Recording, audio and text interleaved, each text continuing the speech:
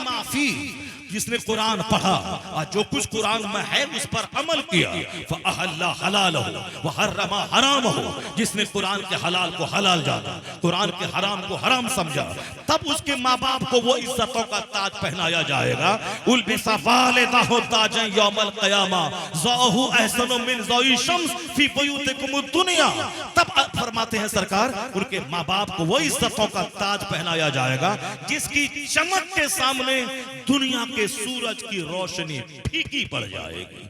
किसके लिए? जो कुरान पढ़ेगा उस पर अमल करेगा। मन क़रअल कुरान व अमीला बिमा फी, जिसने कुरान पाक पर अमल किया, इसके हलाल को हलाल जाना, इसके हराम को हराम जाना।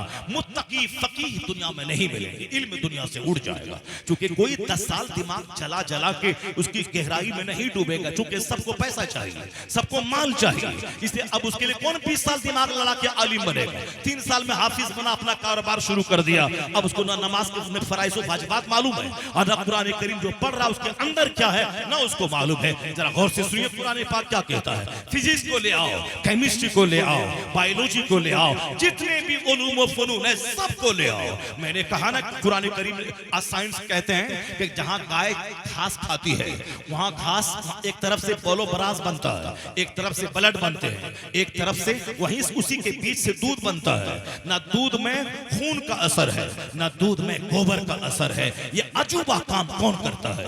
वैज्ञानिक आज दिमाग जला के कहते हैं कि गोबर और खून के बीच से दूध निकलता है। लेकिन कहो इस कुरान करीम को जिसको तुमने समझ लिया है कि माँ के मरने के बाद मौलवी साहब को बुला के लाओ कुरान खानी करवा दो, इनका बेटा शराब पिए, इनका बेटा मारे मारे फिरे, इनका बेटा अपने जोकर दोस्तों के साथ ताश खेले। अब मदरसे के बच्चे को बुला के ले आओ, अब वो बच्चा कुरान खानी कर देगा और उसको 10-10 रुपए दे देंगे, 50-50 रुपए। बस मैंने माँ की मोहब्बत का फर्ज अदा कर दिया। 1 करोड़ खत्म कुरान अगर मदरसे का बच्चा कर देगा, फिर भी एक बेटा जो अपनी माँ के मरने के बाद जो बेटा पढ़ेगा दर्द के साथ, वो दर्द कहां से लाओगे? वो दर्द कहां से लाओगे? एक आदमी का बच्चा मर गया, माँ जो रोएगी उसके रोने में, और जो किसी औरत को 500 रुपए देकर रुलाने के लिए बुलाया जाएगा उसके रोने में जमीन आसमान का फर्क होगा। वो तो पैसा के चक्कर में रोने आई है, और इसका तो अपना बेटा मरा है। तो मदरसे के बच्चे बिरयानी के शौक में आए हैं, मदरसे के बच्चे नजराने के शौक में आए हैं, क्योंकि उसकी माँ तो नहीं मरी है, उसका बाप तो नहीं मरा है, माँ तो तेरी मरी है, और तू उधर शराब पी रहा, अपने दोस्तों के साथ मटर कश्ती कर रहा, इधर बच्चे कुरान पढ़, तू उधर टेलीविजन खोल करके वहां नंगी तस्वीरें देख रहा। और ये मदरसे के बच्चे को बुला के हमने कश्ती निभा दिया, न तेरा बच्चा भी तेरा नहीं है, क्योंकि तेरी लाश पे वो सिर्फ एक कश्ती निभाएगा, दर्द के साथ कुरान नहीं पढ़ेगा।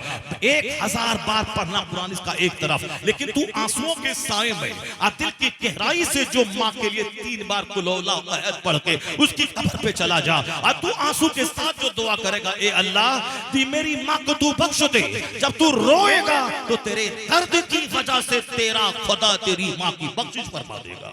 ये है वहां दर्द, कटसी दुनिया में निभाया जा रहा है, टेलीविजन देख रहा है, और यहाँ मदरसे के बच्चों को लाके बुलवाया जा रहा है। और फिर यही चकर चकर बोलेगा कि अल्लाह कहाँ है, रसूलुल्लाह कहाँ है, हर तरफ फिलिस्तीन जल रहा है, अल्लाह कहाँ है, यरूशलेम जल रहा, अल्लाह कहाँ है, या गाज़ा जल रहा, अल्लाह कहाँ है। यही बोलेगा कौन? जो सर से लेके पांव तक शरारत का पुतला है, अंग अंग में हजारों लाखों करोड़ों गुनाह पोशीदा है। झूठ का गुनाह, बदनिकाही का गुनाह, शराब का गुनाह, ज़िना का गुनाह, इकलामबाजी का गुनाह, मुश्तज़नी का गुनाह, बेपर्दगी का गुनाह, फज़ूलगोई का गुनाह, यानी कितने गुनाह है सर से लेके पांव तक। और उसके बाद ये कहता है अल्लाह कहाँ है? अल्लाह तबारक व तआला है, वही इज्जत देने वाला, वही जिल्लत देने वाला। सिर्फ तू 5, 25, 24 घंटे में 1 घंटा निकाल दे, ज़ोहर, असर, मगरिब, इशा के लिए 1 घंटा तू निकाल, अल्लाह 24 घंटों में अल्लाह तेरे लिए बरकतें अता फरमा देगा। तू 12 घंटे दुकान में बैठ,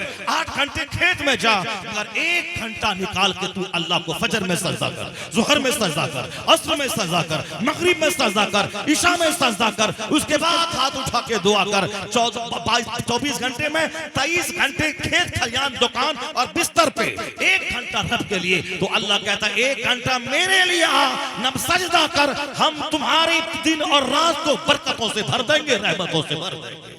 कौन है जो अल्लाह रब्बुल इज्जत के लिए अपना अपना टाइम दे? कौन है जो रब्बे करीम की खातिर अपनी ख्वाहिशात पे कंट्रोल लगाए? और फिर ये बोलता है कि कुरान करीम बस वही माँ बाप के मरने के बाद कुरान खानी करने के लिए बच्चों को बुलाया जाता है, वही चीज कुरान में। जरा सुनो गौर से, आज वैज्ञानिक क्या कहते हैं कि दूध निकलता है गोबर और खून के बीच से। जरा इन सारे हाफिजों से पूछो, कुरान शरीफ में एक आयत है, व इन्ना लकुम फिल अनाम लइब्रा, तुम्हारे लिए जानवरों में इबरत है। अल्लाह कहता है व इन्ना लकुम undoubtedly for you in the cattle are tokens for you, इन मवेशियों में तुम्हारे लिए मकाम इबरत है। अल्लाह कहता है मैं तेरे लिए निकालता हूं इसमें से दूध, नुस्कीकुम मिम्मा फी बुतूनिही मिन बैन फर्सियों व दमिन, फर्स मने गोबर, दम मने खून। अल्लाह कहता है मैं खून और गोबर के बीच से तेरे लिए निकालता हूं लबनन खालिसन साइगन लिशारिबीन, यानी साफ शफाफ सेहत बख्श दूध में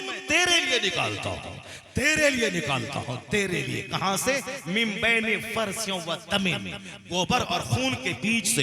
तो आज 1500 साल हो गए कुरान की दुनिया में नाजिल हुए, आज वैज्ञानिकों ने कहा है कि गोबर और खून के बीच से दूध निकलता है। लेकिन किस कदर फसाहत के साथ कुरान करीम में यह बात मौजूद है कि मैं गोबर और खून के बीच से दूध तेरे लिए निकालता हूं। कुरान साइंस की किताब नहीं है, लेकिन यहां अल्लाह यह बताता है कि मेरे बंदे मैं तुझको कितनी नेमतें देता हूं, जमीन आसमान सब तेरे लिए, मैं जानवर के थनों से गोबर और खून के बीच से दूध तेरे लिए निकाल के मैं दिया हूं।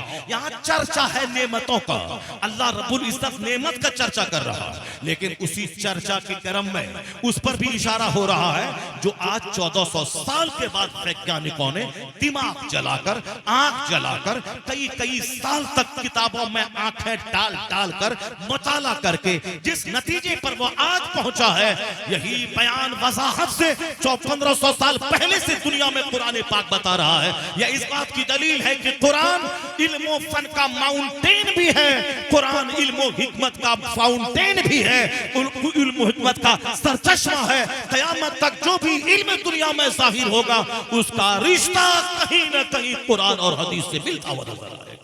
ये कुरान करीम है। अल्लाह ने क्या कहा? जब मैं सब कुछ तेरे लिए दिया हूं। अब जरा एक तरफ और देख लें, अल्लाह ने नेमतों का चर्चा किया, वल खैल वल बिगाल वल हमीरा लितरकबूहा वज़ीना व यखलुकु मा ला ताअलमून। जब कुरान पाक के अजायबात देखिए, कुरान पाक क्या कह रहा है। कुरान आज से 1400 साल पहले नाजिल हुआ है दुनिया में।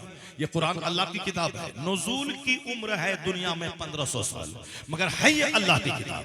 खैनी खाने में दिल लग रहा है, जलसे में दिल नहीं लगता है, चूंटी काटती है और जलसा से जल्दी से भाग जाता है। अगर नाच की महफिल हो 1 लाख मुसलमान, अगर कोई रंडी आके नाचे 2 लाख मुसलमान, अगर शराब की महफिल हो साहब वहां हजारों मुसलमान। और जहां जीवन दान दिया जाता है, जहां दिल को झंझोड़ा जा रहा है, जहां कुरान पाक का इल्म पिलाया जा रहा है, जो मकसद हयात बताया जा रहा है, वहां मन नहीं लगता, उछला कूदा चला गया। अब अगर इसको अल्लाह ताला कल उछल कूद के तड़पा तड़पा के मार दे, अल्लाह उसे जलील और रुस्वा कर दे, ये दूसरों के सामने 50 दरवाजे पे भीख मांगे और 50 आमिल से तावीज करे और कोई फायदा ना हो, उसका जिम्मेदार ये मत बोलना कि अल्लाह ने इसको जलील कर दिया। अल्लाह ने जलील नहीं किया है, तुमने जिल्लत का सामान खुद से खरीदा है। मदरसे को तुमने उजाड़ा, खानकाहों को तुमने उजाड़ा, तुमने मदरसों को उजाड़ा, तुमने मकतबों को उजाड़ा, और उसके बाद कहता है कि इस्लाम कमजोर हो रहा है, मुसलमान कमजोर हो रहा है। तो दूसरी कौमें वो अपनी दरसगाहों से करीब हो रही है, दूसरी कौमें वो त्रिशूल से करीब हो रही है, दूसरी कौमें जाफरानी कपड़े से करीब हो रही है, दूसरी कौमों को अपना मजहब बचाने और दुश्मनों को मारने का प्लान दिमाग में बढ़ रहा है, उसके पास ट्रेनिंग दी जा रही है। और एक तुम हो शराब के पीछे पागल हो, ज़िना के पीछे पागल हो, साहब झूठ के पीछे पागल हो, ये 2-4 जलील सी जमीन खरीदने मकान बनाने के पीछे का पागल हो। मकान बन जाए, जमीन खरीद लें, एर्टिगा खरीद लें, एक ट्रक खरीद लें, बेटी की शादी में 10 लाख रुपए पानी की तरह बहा दें, अब फिर हमारा कलेजा ठंडा हो जाए, हमने कुछ काम कर लिया। और उसको एक धुन चढ़ा है कि तुम्हें किस तरह डैमेज करें, तुम्हें किस तरह घेर के मारें, किस कदर तेरी प्रॉपर्टी पे कब्जा करें। तो एक मुसलमान होने के नाते ये फर्ज तेरा बनता है कि जब वो दीन मिटाने के लिए तैयारी कर रहा है तो तू भी तौबा कर ले, नेक बन जा, कुरान पढ़, अल्लाह से लौ लगा, उसके बाद बोल अगर तुमने दीन मिटाने के प्लान बना रहा है तो हमने भी अब दीन बचाने का प्लान बनाया है।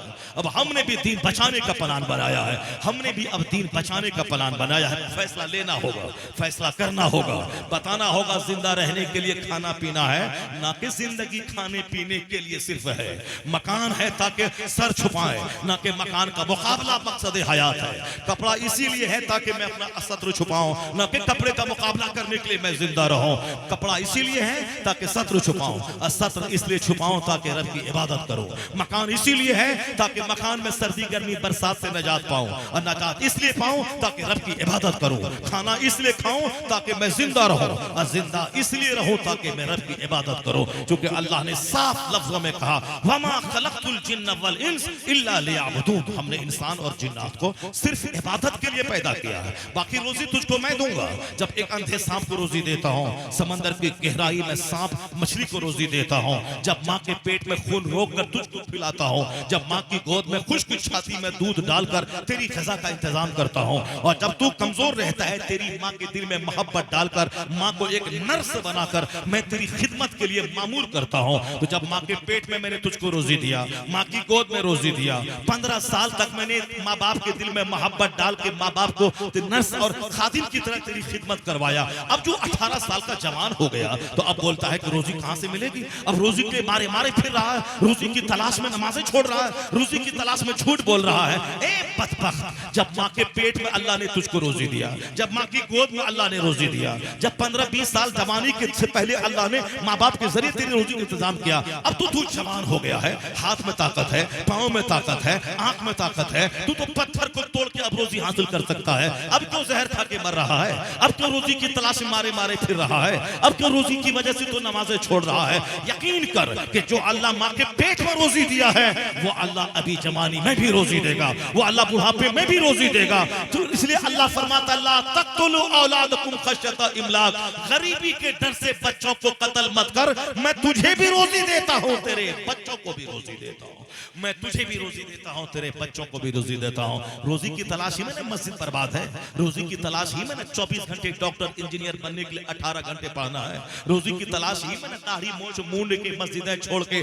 ITI सेक्टर में जाके इंजीनियर बनना है ताकि नौकरी मिले, 1 लाख कमाए और फिर पेट पाले, कपड़ा पहने, छोटा सा घर बनाए, कार खरीदे, उसके बाद मर के कब्र में जाके सड़ने के लिए चले जाएं। इसीलिए ना नमाज छोड़ के इंजीनियर बनना, नमाज छोड़ के डॉक्टर बनना, हज और ज़कात छोड़ करके साहब मकान दुकान का मुकाबला करना, वरना जिस दिन दिमाग में हिट कर जाए कि मकसद हयात इबादत है, अब बस इबादत के लिए ज्यादा घर मकान की जरूरत नहीं, इतना है कि ताकि मैं जिंदा रह सकूं, तो उसके लिए हाय हाय तौबा मचाने की जरूरत नहीं है, उसके लिए हराम खाने की जरूरत नहीं है, उसके लिए शराब बेचने की जरूरत नहीं है, उसके लिए औरतों का ग्रुप बना के सूद खाने की जरूरत नहीं है, उसके लिए अपनी इज्जत आबरू लुटा के पैसा कमाने की जरूरत नहीं है। तुम इबादत करो, कुलू वअमलू सालिहा, अल्लाह कहता है तुम हलाल खाओ, अच्छा काम करो, हम तुझे भी रोजी देते हैं, तेरे बच्चों को भी रोजी देंगे।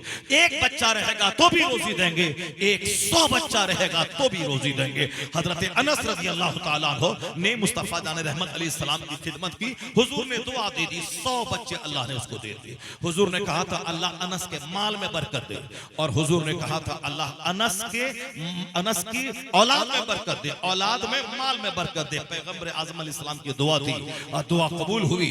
100 लड़का अल्लाह ने हजरत अनस को अता फरमा दिया। 100 लड़का, वो हम जैसे कमजोर एक बीवी पे आउट हो जाए और रोजाना मुर्गा की तरह लड़ते रहे, लेकिन साहबे कराम 4-4 बीवियां उनके पास होती थी और फिर वो तलवार लेके जिहाद करते थे, सरहद पे रहते थे। चूंकि वो उसको ढेर बर्गर, चाउमीन, बिरयानी, चपाती, कीमा, कोरमा खाने की तमन्ना नहीं थी, एक खजूर खाते थे, जिंदा रहते थे, सरहद पे जाके इस्लाम बचाते थे, अपने बाल बच्चों को पालते थे ताकि ये इस्लाम के लिए काम आए, ये मुजाहिद बने, इस्लाम के काम आए। अब चूंकि जिसको 1 दर्जन खाना खाने की चाहत हो वो क्या जिहाद की फिक्र पालेगा, और जिसको साहब अपने बाल बच्चों को इंडियन डॉक्टर बनाने का प्लान हो वो क्या जिहाद के लिए अपने बच्चों को पालेगा, वो क्या मस्जिदों को आबाद करेगा। वो तो खाने से, कपड़ा पहनने से, मकान में साफ फॉल से सीलिंग करने, उसको वाल पुट्टी करने, ग्रेनाइट, टाइल्स, मार्बल से फुर्सत कहाँ है, सारी जिंदगी उसी में बसर हो गई। अब 1 दर्जन बीमारी लेके बैठे, अचानक चक्कर आया, मरे और कब्र में सड़ने के लिए पहुंच गए। मकसद हयात जनाब अनस को 100 बेटे थे।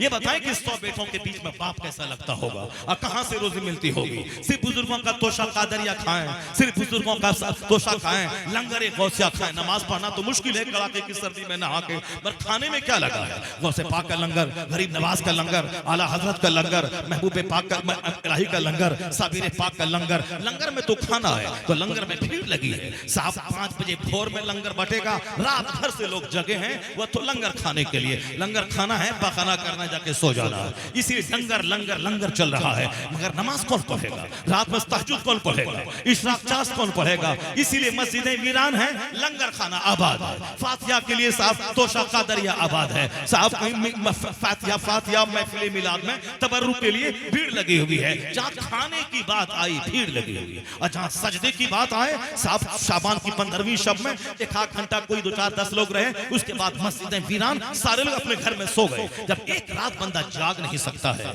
तो इस बंदे को कोई हक नहीं पहुंचता कि वह शिकायत करे कि मुसीबत क्यों आई, वो शिकायत करे कि रहमत कहाँ है, वो शिकायत करे कि अल्लाह की रहमत कहाँ है। गौसे आजम 40 बरस तक ईशा के वजू से फजर पढ़े और हम उसके उनका लंगर खाएं, हम सच्चे आशिक के गौसुल वरा बन जाए। गौसे आजम 25 साल तक दरख्तों के पत्तों को खा के जंगल में रहे और हम उनके नाम का लंगर खाएं, आशिक के गौसुल वरा। गौसे आजम ने 4 शादी की, उसको 49 औलाद पैदा हो गई, और इस हालत में कि 40 बरस से ईशा के वजू से फर्ज पढ़ साफ फजर पढ़ रहे हैं। कहां पूछे उनसे मेरे गौस, ये 49 औलाद की परवरिश कैसे हुई? यहाँ तो 2 बच्चा है एबॉर्शन, 2 बच्चा है निरोध, 2 बच्चा है प्रॉपर्टी, 2 बच्चा है माने हमल अद्वियात का इस्तेमाल, यानी 2 बच्चे के बाद हमल गिराने वाली दवाई खिला दिया, 2 बच्चे के बाद साहब एबॉर्शन करवा दिया, 2 बच्चे के बाद इंजेक्शन दिलवा दिया। क्यों? क्योंकि हम उसको खिलाते हैं, हमने पैदा किया है।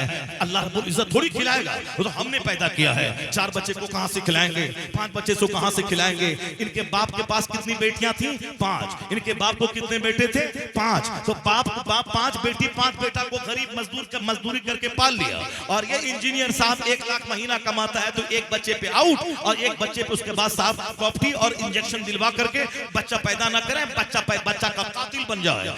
इनका बाप 5 भाई 5 बहन को पाल लिया और उनके पास आमदनी नहीं थी, मजदूरी करता था, और ये इंजीनियर बन करके 1 लाख कमा के 1 बच्चे के बाद दूसरे बच्चे के लिए इंजेक्शन लगा के एबॉर्शन करवा दिया। क्योंकि बच्चों को पढ़ाना लिखाना है, बच्चों को इंजीनियर बनाना है, उसके लिए माल चाहिए। इस कदर घटिया सोच जब से पैदा हो गई, अल्लाह तबारक व तआला दुनिया से सुकून को खत्म कर लिया। बेंगलोर का इंजीनियर अभी 1 महीना पहले 1-2 लाख कमाने वाला वो फांसी के फंदे पे लटक गया, सुसाइड कर लिया। सुसाइड नोट दुनिया वालों के सामने रख दिया कि हम अपनी बीवी की वजह से सुसाइड कर रहे हैं, और कोर्ट की वजह से सुसाइड कर रहे हैं। इंजीनियर सुसाइड कर रहा है, इसका मतलब यह निकला सिर्फ खाना कमाना एक मसला नहीं है, बेशुमार प्रॉब्लम्स दुनिया में है। तो एक बीवी की वजह से जहर खा रहा है, और गौसे आजम के पास 49 औलाद और 4 बीवियां।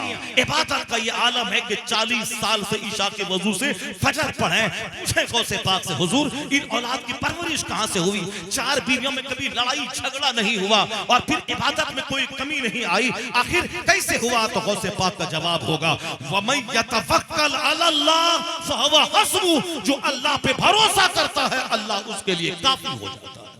जो अपनी नौकरी पे भरोसा करेगा, जो अपने बेटे की जवानी पे भरोसा करेगा, जो अपनी सर्विस पे भरोसा करेगा, जो अपने 10-20 बीघा जमीन पे भरोसा करेगा, जो अपने 2-4 ट्रक पे भरोसा करेगा, जो अपने फिक्स डिपॉजिट में जो 10 लाख है उस पर भरोसा करेगा, तो अल्लाह तबारक व तआला उसे दाने दाने को तड़ पाएगा। लेकिन जो अल्लाह पे भरोसा करेगा अल्लाह उसके लिए काफी हो जाएगा। अल्लाह पे भरोसा करने वाली बात रहे तो फिर जहर लोग नहीं खाएगा, सुसाइड नहीं करेगा। रिक्शा चलाने वाला, ठेला चलाने वाला, ईट ढो के 500 रुपए कमाने वाला, एक बीवी 5 बच्चे को पाल रहा है, और वह इंजीनियर साहब सुसाइड नोट दुनिया वालों के सामने रख रहा है। एक मंत्री वेस्ट बंगाल का ऊपर से कूद के जान दे दिया साहब। कोटा में हर साल 10 से लेके 20 बच्चे कोचिंग सेंटर से उसकी डेड बॉडी बाहर निकल रही है। स्कूल में एक सुसाइड का एक माहौल बना हुआ है, और आमतौर पर जहां अल्लाह पर भरोसा नहीं, जहां रब पर भरोसा नहीं, सिर्फ नौकरी पर कुव्वते बाजू पे भरोसा है, वहां इसी तरह से सुशांत सिंह राजपूत जैसा फिल्म का एक्टर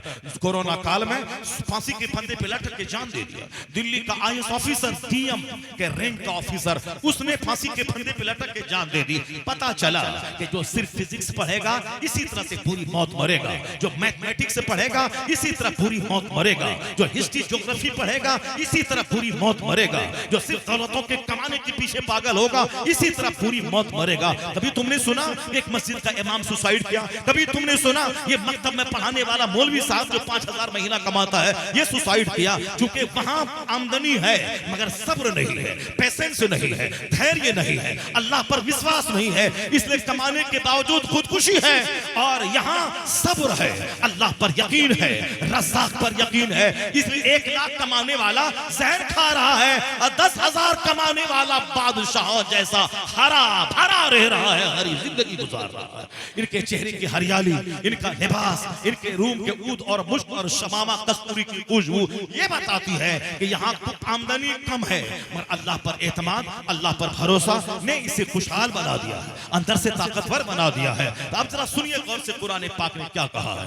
साइंस पढ़ने वाला, दुनिया का सारा उलूम पढ़ने वाला, वो कुरान पाक के मानी और मफाहिम पे गौर करेगा। अल्लाह रब्बुल इज्जत ने किस कदर इशारे इशारे में वो सारी बातें बता दी हैं जिसको आज साइंसदान रिसर्च करके 10-20 साल दिमाग जला करके तब वो बातें दुनिया के सामने रख रहे हैं। अब आपने देख लिया वो किस कदर जानवरों के थनों से दूध निकलने की बातें वैज्ञानिक आज कहते हैं, और किस कदर वसाहत से कुरान करीम ने कहा। अब एक बात सुनिए, आज मैं कहता हूं कुरान करीम में ये हवाई जहाज का चर्चा मौजूद है, ट्रेन का चर्चा मौजूद है, प्लेन का चर्चा मौजूद है। आप बोलेंगे वो कैसे? क्योंकि इसकी तारीख तो 500 साल पहले प्लेन नहीं था। प्लेन तो 1903 में अमेरिका के राइट ब्रदर्स ने बनाया। आप कहेंगे साहब ये मोटर कार की सारी तारीखें 100 साल के अंदर की, 150 साल के अंदर की, 200 साल पहले तो मोटर कार नाम की कोई चीज दुनिया में नहीं थी, राजदूत नहीं थी। ये सारी चीजें वैज्ञानिकों ने आज तरक्की करके दिमाग जला करके तब नई नई चीजें दुनिया को दी हैं। जेएल बेयर्ड ने टेलीविजन का फॉर्मूला आज दिया है, हेनरी फोर्ड ने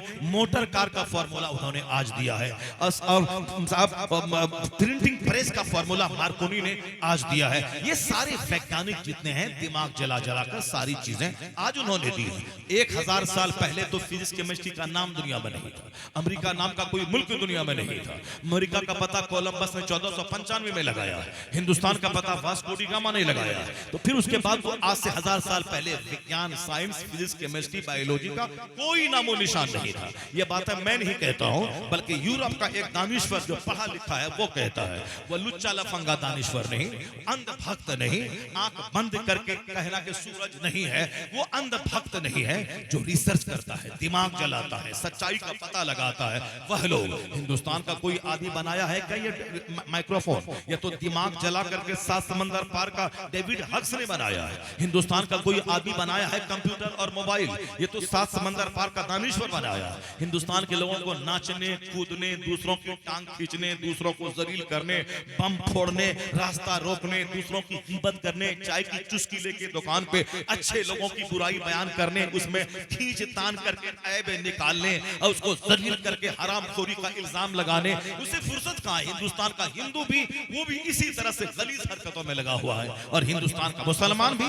जिस इमाम के पीछे नमाज पढ़ता है उसी मस्जिद से बाहर निकलने के बाद उसी इमाम के भगाने का प्लान 5 गुड्डा खैनी लटा के चाय पीकर गुटखा का पुड़िया फाड़ के चुस्की लेके बातें करके इमाम के भगाने का तबसरा करता है। उस समाज में एक बंदा जिना कर रहा है उसके खिलाफ नहीं बोलता है, एक बंदा सूद खा रहा है उसके खिलाफ नहीं बोलता है, एक बंदा हरामखोरी कर रहा है उसके खिलाफ नहीं बोलता है। बोलता है किसके खिलाफ? जो भीख मांग करके मदरसा चलाता है, जो दूसरों की फितरा मांग के मदरसा चलाता है। रमजान के दिन में सारे मुसलमान सेब संतरा खाएं, दिन में आराम करें, रोजा रखें, रात में तरावी पढ़ें। ये मौलवी साहब बेचारा बंबई में मारे मारे फिर रहा है, कभी भेवंडी, कभी घोवंडी, कभी अंधेरी, कभी दादर, कभी जोगेश्वरी, कभी भिंडी बाजार, कभी साहब वसई, कभी मीरा रोड, मारे मारे फिर रहा है। इफ्तार के टाइम में वहां, सहरी के टाइम में वहां, क्यों मारे मारे फिर रहा है? इसलिए कि जब मदरसा चलाने के लिए मालदारों को आगे आना चाहिए, जमीन डोनेट करना चाहिए, उनको एक तंजीम बना करके मौलाना से कहना चाहिए कि आपके कुरान का इल्म है, आप मसनद पर बैठकर कुरान का इल्म दीजिए,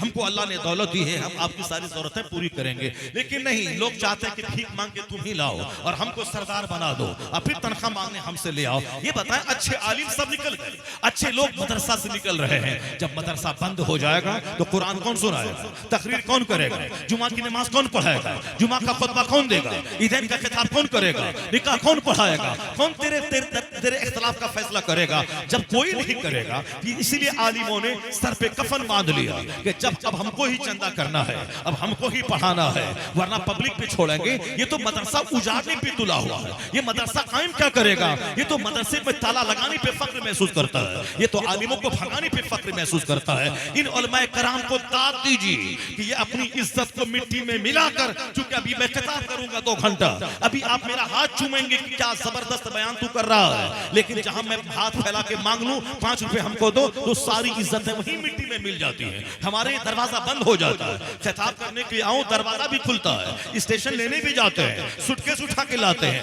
हाथ भी चूमते हैं, लेकिन जहां मैं मांगने का प्रोजेक्ट बना लो कि मेरे मदरसे में 100 बच्चे पढ़ रहे हैं, हम चंदा चाहिए 10,000 रुपए, बस सारी इज्जत ही खत्म, न कार का दरवाजा खुलेगा न घर का दरवाजा खुलेगा। मगर उसके बावजूद इन उलमाए कराम ने कहा अपने लिए मांगना जिल्लत है, अपने लिए मांगना जिल्लत है, मगर मैं दरसगाह रसूल का दरवाजा बंद नहीं होने दूंगा, तालीम कुरान का सिलसिला रुकने नहीं दूंगा। इसलिए उलमा ने रमजान के दिनों में सर पे कफन बांध के शुरू किया कि रोजा भी रखेंगे और ज़कात और खैरात भी कलेक्शन करेंगे। हमें इज्जत नहीं चाहिए, हमें कुरान पाक की तालीम चाहिए, बच्चों को हाफिज बनाना है, आलिम बनाना है, दीन का काम करना है। इसीलिए सारे लोग घर में हैं, ये मारे मारे फिर रहे हैं, हर कदम के बदले में इनको अजर मिलेगा कि इनकी मेहनतों से मस्जिद का निजाम जिंदा है, मदरसों का निजाम जिंदा है, इनकी वजह से, इनकी मेहनतों से मदरसे का सिस्टम जिंदा है, इनकी वजह से मदरसा जिंदा है। तो ये अपने लिए अगर मांगे तो जिल्लत है, और अगर मदरसे के लिए मांगे